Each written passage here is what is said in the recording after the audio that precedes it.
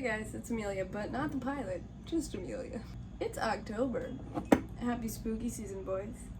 I thought I would make a summer reading video to wrap up everything I read this summer, since I haven't made a wrap-up video in quite a long time, but I also wanted to make a spooky season recommendations video, but then now it's already October 3rd.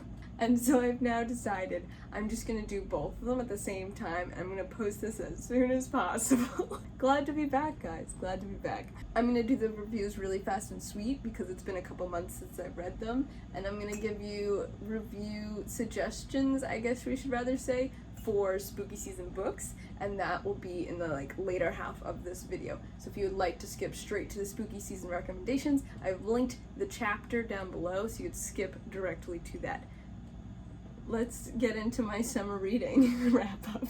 So last time I did one of these videos was in June, and I wrapped up with Mr. Impossible by Maggie Stiefvater. I love that woman. And then I went straight back into Harry Potter. I was reading Harry Potter and the Half-Blood Prince, which is my favorite Harry Potter. Half-Blood Prince and Prisoner of Azkaban both slap. I just don't know. I like them both, and they mean so much to me that I just like them both. Anyway, so I listened to that as an audiobook, and then I went into Rule of Wolves by Leigh Bardugo. I liked this one, however, I feel like it was way intensely too long. I'm not liking her books as much as I did when I first read her series. I still am in love with the duology Six of Crows, but the other the other Grishaverse books, I feel like they're really good, but they're not as good as I thought they were. Next, I read Fable and Namesake, which I have been seeing them everywhere, and they have a girl's face on the cover, which I think is so funny because it's very circa 2010. I love these books. She's a pirate, we're having pirate adventures, it was a great time. I was fully immersed back into my pirate fantasy. I want to be a pirate so bad. These books, so good. Please read them. I also went into those books not knowing anything about it. Just the fact that the name was Fable, I thought it was going to be some sort of fantasy woodland type of book, and then it wasn't, and I was like, oh, the cover doesn't tell you this is a pirate book, but it is. Next, I have begun my reread of all of Cassandra Clare's books. I honestly don't know why I started doing this, and I'm highly regretting it now. See, the problem is, I'm an adult now, and I moved back into my childhood home, and I'm trying to get rid of some of I had 4 bookshelves. I'm trying to slowly just say thank you and let it go, as Marie Kondo would say. And so I've decided that I don't actually like Cassandra Clare's writing that much. Mainly the whole incest plotline thing, which I'll get into in a little bit. But, you know, we liked it when we were 15. I loved these books a lot. Don't know why. But I have them all in hardback, so I'm trying to sell them and donate them and just move on. But I was like, I have at least 5 of them that I've never actually read because I would just buy them when they came out, but they're massive, and then I would never get around to reading them because I was like, I don't remember what's happening in this series anymore, so I have to reread the whole series. You know when that happens? So I decided, okay, I'm just going to reread them all now and get rid of all of them. So I started back with my favorite Clockwork series, the Clockwork Prince, Clockwork Angel, Clockwork Princess. They're so good. They still hold up. They are one of my favorite young adult series. You need to read them. I listened to them as audiobooks this time, and the audiobook reader was immaculate. He has a nice little Welsh accent. He does a great British accent. And then the chapters would alternate between the British man and the American girl singing Tessa's parts. And God, I love that trilogy. It was just so good. Next, I was doing the Sunshine Readathon vlog challenge thing. I'd like to do a reading challenge every year, usually in August or July. This year, the Booktubeathon didn't happen because they've been problematic, but they recommended Sunshine Readathon, which was really fun. I made a video on it, but I will quickly list off the books that I read during that week. The Boy, the Mole, the Fox, the Horse, Stamped, Princess Bride, Before the Coffee Gets Cold, Aristotle, Dante, and the Never-Ending Secrets of the Universe, or something. I don't know what the title actually is. So if you'd like my reviews on those, they're in the other video. I'm not going to talk about them again. Mixed reviews. Princess Bride was stellar. Next, I read To Kill a Kingdom. To be honest, I picked this up because I needed more pirate books. After just reading the Fable duology, I needed another pirate book, and so this one I found had very high ratings. I picked it up. It was not very good. It's essentially just like an Ariel retelling, but if Ariel was like an evil mermaid, which I think is closer to the original fairy tale anyway, but I don't know. It was quite boring. It was fine. Not my vibe. Next, I read Midnight Library. I have been waiting to read this book for so long, and I finally got it. I finally just bought it because I just needed to read it. I didn't like it as much as I thought I would. Everyone was like, oh my god, Amelia, you're gonna love this book, and I thought it was just like fine. I thought, like, I liked the vibe of it, but it was definitely more of an adult fiction. It's about a woman, and she wants to be dead, and then she gets to live out all these experiences of her other lives because, you know, alternate universes, different timelines, you know, and so she gets to try out all these other lives, but then the concept is, as you're living out that life, if you become disappointed, then you get transported back and you have to try again. So you need to be, like, continue to be happy, and then you'll stay in that life, and you just get disappointed. That's just what happens in life. So it's a moral story, like, you gotta, like, oh, like, people find happiness. You can't just be happy. That's not how life works, whatever. But it was interesting. It was cool, I guess. I don't know. I do like it. Thinking back on it, it was a good book. I think I gave it 5 stars, but, like, it wasn't as good as I thought it was gonna be. You know? I thought it was gonna be like, But it was just like, yes, this is a good book.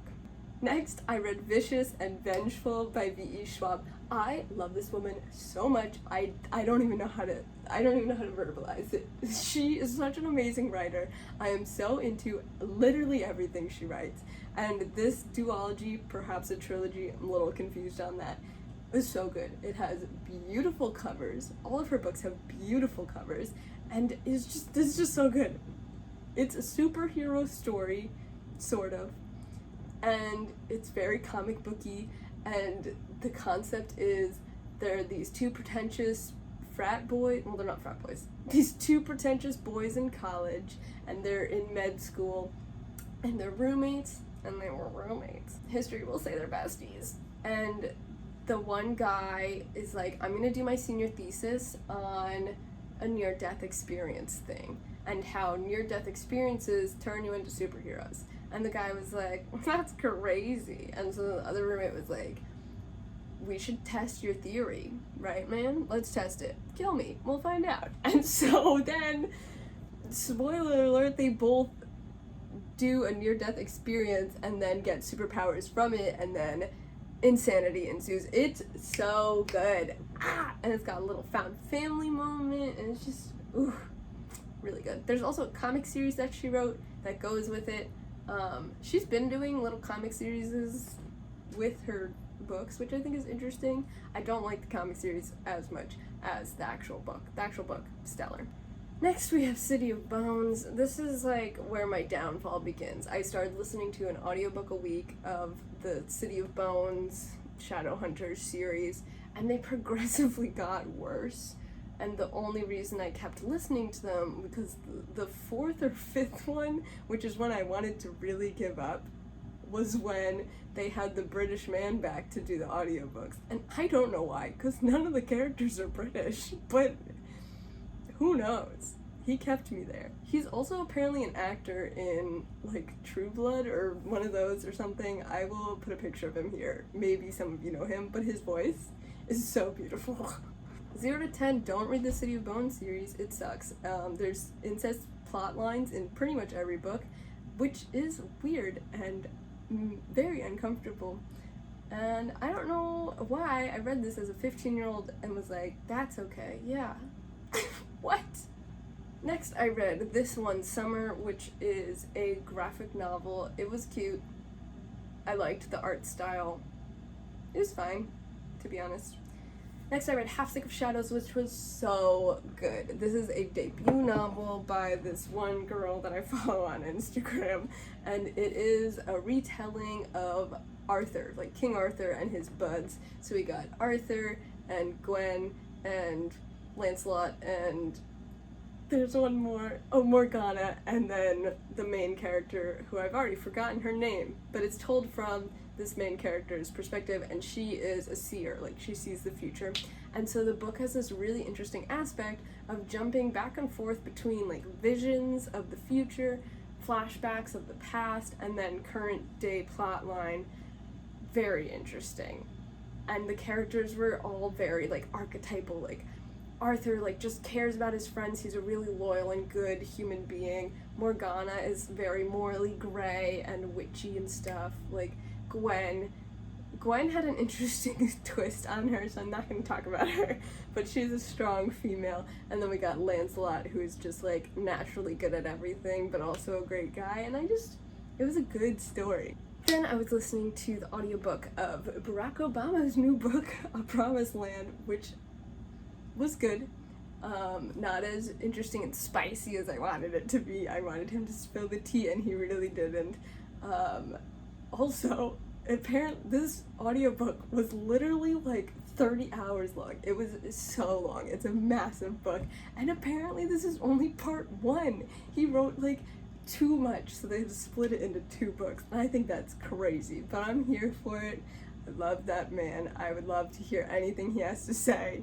He recapped a bunch of the stuff that Michelle talked about in her book. I liked her book better, to be quite honest. His was a little boring, but it was fine. You just like learn about president stuff. It's cool. Next I read City of Ashes, City of Glass, City of Fallen Angels. As I said, they suck, don't bother. Then I listened to Belinda Blinked 6. If you don't know what that is, you need to check it out. I listened to the podcast of them reading it. Let me just explain. There's a podcast. It is the funniest thing I've ever listened to, and I highly recommend it. And I want you to just hold your thoughts. I'm gonna say what it's called, and I just want you to just hold your thoughts. It's called My Dad Wrote a Porno. And it is these 3 friends, one of which whose dad wrote a porno. And they get together and they read every chapter of the dad's books together on a podcast, and they drink while they do it. It is so funny. Also, they're British, which definitely adds to it. It's so funny. The dad, bless him, but it's like, has he ever seen a naked lady before? How is he able to write these? Like, I don't understand. Also, there's like so much plot. The lady the main character is a pots and pans salesperson, and there's full chapters just talking about how she's going to go sell her pots to people. It's literally insane. It is so funny. It is very unsexy, and is the funniest thing I've ever heard. So the 6th season recently came out, and I just finished it. It's so good. You guys really need to go check it out. I will link it down below. It's available on all podcasting platforms. Next, September hit, and so I started my reread of Harry Potter. I've decided that I'm going to reread Harry Potter every year in the fall season because that is the vibe. And so I read Harry Potter and the Philosopher's Stone starting September 1st. It was great. We love it. We don't like Joanne, but we love Harry Potter. Next, I listened to Braiding Sweetgrass, which is an audiobook. Well, I listened to it as an audiobook, and it is an Indigenous woman discussing life and society and how Indigenous cultures and ways of life should be more adapted to everyday life. Like, people should start doing those practices because it's healthier for the environment. It was also discussed a lot about like giving culture and how you should give without expecting anything back, but it'll come back to you anyway, sort of like karma, like how it'll come back. So just like you should just give things without expecting things, and how we give to the earth and then it will give back to us, and how we just need to take care of the earth more and be in connection with the earth more. I thought it was very interesting, and it was told through a series of like stories of her life and her kids' lives and different things like that. However, it was so repetitive and could have been like 50% shorter because the stories all had the same message, which I get. Like, yes, climate change is not we're having a bad time with the earth and we need to like the earth more and be kinder to our earth. She's also a botanist, so she was giving a whole lot of like plant information on top of everything else, which I thought was interesting. She also discussed trying to learn her language, the Native American language, the indigenous language that's dying out and only 6 people know it, and all the atrocities caused to indigenous people in America. Hello, guys! So as I was editing this, I realized that my camera completely stopped recording the entire last half, but didn't tell me that, and just didn't save the last half that I filmed. So here I am, just finishing up the summer wrap up real fast. So I was talking about Sweetgrass, and then next I read Tell the Wolves I'm Home, which is a very good fantasy story about a girl whose uncle dies from AIDS and then her experience dealing with that, but also she's very into like medieval type of vibes, and then there's interesting like family relationship dynamics. Very good story, very interesting. Then I read DUNE. I'm not going to go into this because I'm making an entire video just about DUNE and it's just a hot mess, and just go check out that video. I will be posting it October 23rd-ish after I see the movie. I'm going to compare book to movie, you know. I'm gonna be honest, the only reason I read it was for Timothée Chalamet. We're not gonna get into it. And then next I read The Coldest Girl in Coldtown. I listened to it as an audiobook. It was fine. It's a vampire book where vampirism is a disease going across the world, and the way society has dealt with it is by making these cold towns, which are just sort of like quarantine encampments where once you enter them, you are never allowed to leave ever again. And it's like a hot spot for vampires. And if vampires are found in the real world, they're captured and then thrown in there. And it's about a girl who wakes up at a party and realizes that everyone at the party was killed except for her. And then one of her friends was turned into a vampire, and she goes on this little adventure. I'm not going to tell you anything more about it, but it was pretty good. I don't know if I would read the second one, if there is a second one. Seemed like they were setting up the second one. It was also definitely a little more, like, childish. Like, I'd say it's more of a middle school, early high school type of reading level vibe, which is fine. I mean, it is Holly Black, so I feel like that's the sort of writing style she has. It was fine. And then next, and last but not least, of course, I am continuing my Harry Potter reading, so I just read Chamber of Secrets as an audiobook with Jim Dale, of course. Now, let's get into my spooky season recommendations. If you're just joining me right now for the Spooky Recs, if you're wondering why I'm wearing different clothes and everything, it's because my camera completely died and didn't tell me. So here we are, new clothes, new day. We're gonna do some spooky recommendations. I haven't read a lot of these, I just want to let you know ahead of time, but I know for sure that they're spooky because I've seen other people talking about them, and I'm just gonna like list off a bunch of them and give you little blurbs here and there if I can. So we got Invisible Life of Addie LaRue by V.E. Schwab. It's very like November mood vibes, like October, November. It's not exactly spooky. There is like a demon man in it, but it's got like fall vibes. I don't know how to explain. I feel like a lot of her books have fall vibes. Next we have If We Were Villains. I'm actually reading this right now and it is so dark academia, fall vibes. I'm into it. It's mystery murder. It's great. I think it's a mystery murder. I'm not really sure. I'm only 10 pages in. So, Ninth House by Leigh Bardugo. I think this might be my favorite Leigh Bardugo book. Maybe. It was so good. Also very dark academia. Also murder vibes. Also sci-fi. Very good. Or not sci-fi, but fantasy. Mexican Gothic. I'm also reading this one right now. It's very like historical Gothic romance spooky vibes, you know, like a classic like Wuthering Heights type of like who's the creepy lady in the attic type of vibes, you know. Secret History by Donna Tartt. I know this is a fall book. I know this is a dark academia book. I'm very excited to read this fall. I haven't read it yet, but I will soon. Similarly, Goldfinch. Also haven't read it yet, also know that this is a dark academia book. Then of course, we got Harry Potter, the best Halloween book. Honestly, Harry Potter is great for all holidays. It's got Christmas, it's got Halloween. There's no other holidays in Harry Potter. Next we have a classic. This is one of my like all-time favorite books. The Picture of Dorian Gray also has a great movie starring Ben Barnes. It's so spooky and it's just so good. This is like an honestly great classic. If you don't like classics, I feel like this is the classic for you.